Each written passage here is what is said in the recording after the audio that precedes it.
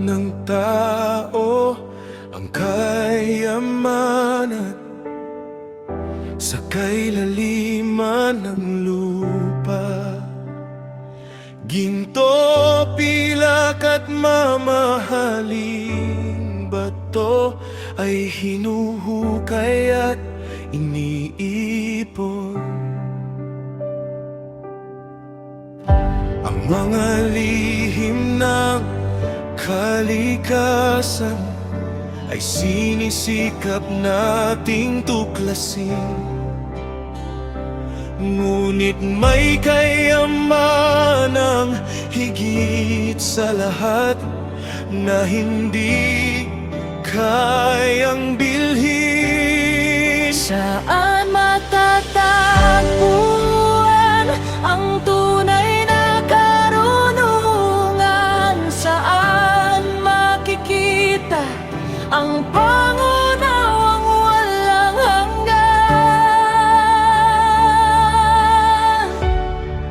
Saan matatagpuan ang karunungan? Hindi sa ginto o pilak,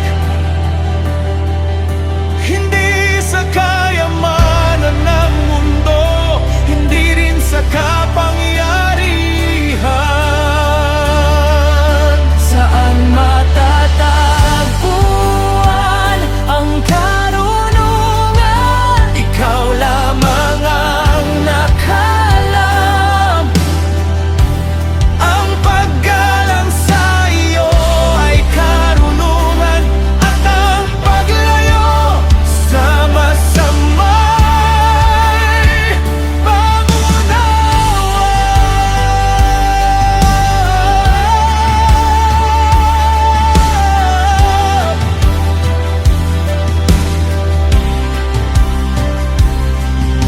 Hindi ito mabibili ng ginto, hindi matutumbasan ng hiyas.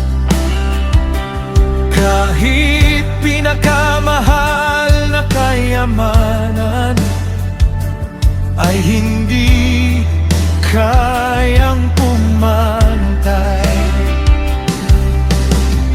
Ang kailaliman ay nagsasabing wala rito ang hinahanap mo.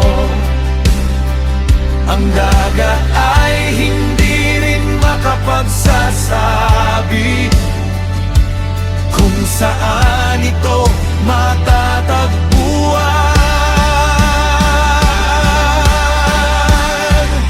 Saan matatagpuan ang karunungan? Hindi sa ginto o pilak, hindi sa kayamanan ng mundo, hindi rin sa kapangyarihan.